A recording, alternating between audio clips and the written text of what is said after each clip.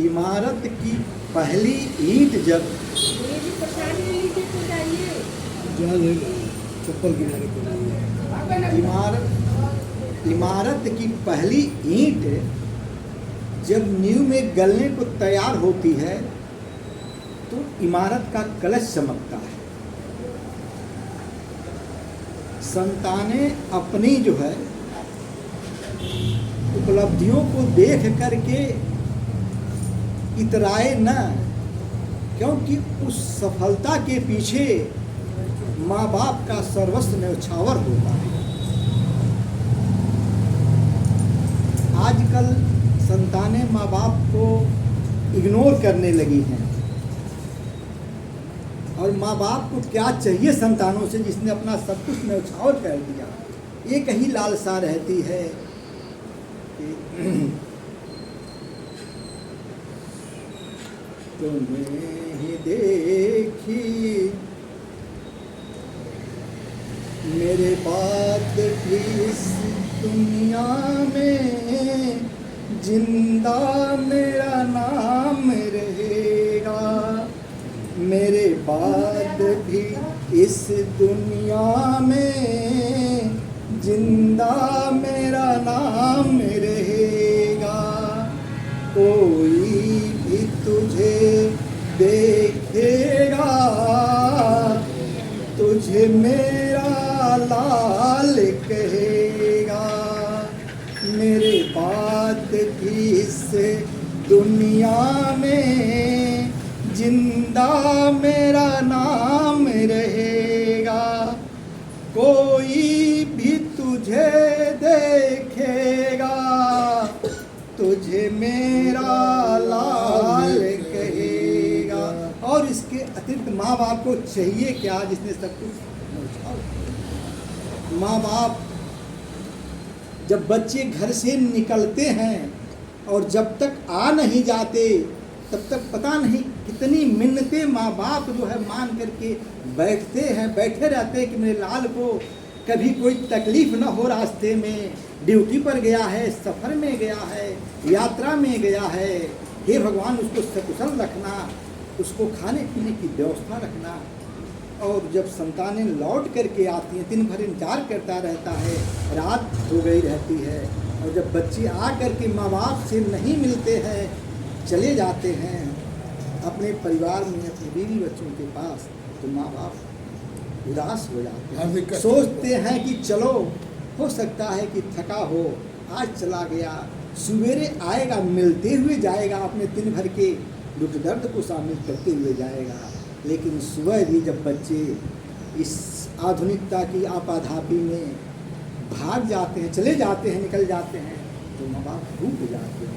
क्योंकि सवेरे एक लिस्ट दिए होते हैं, लिस्ट तो दो मिली होती है उस बच्चे को, एक तो वाइफ की तरफ से लिस्ट मिली रहती है और दूसरी लिस्ट माँ बाप की भी रहती है कि हे बच्चे जा रहे होते, मेरी भी लिस्ट लेके जाओ।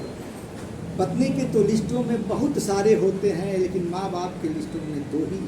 संतानों के लिए जो है अपेक्षा रहती है कि जा रहे हो तो समय से खा पी लेना, जा रहे हो तो समय से खा पी लेना, इसमें लापरवाही मत करना, और कोई कुछ बोले डांटे तो छोटा बन करके बर्दाश्त कर लेना।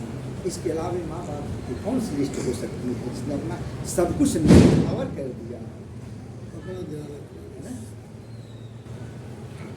लेकिन जब बच्चा नहीं आता है, सुबह भी नहीं मिला, उस लिस्ट को जानकारी माँ बाप को चाहिए कि बच्चा खाया कि नहीं खाया है, कहीं दिक्कत तो नहीं हो गई।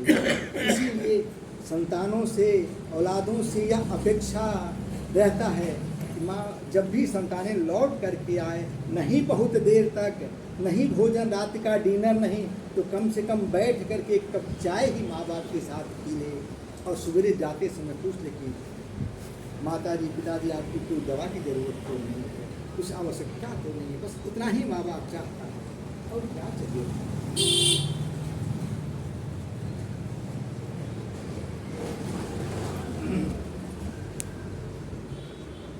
लेकिन संतानें जो है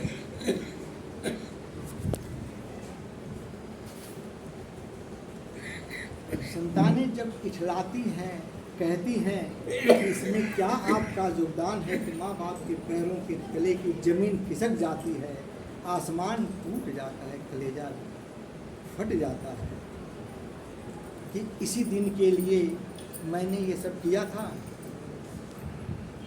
5 बच्चों की परवरिश,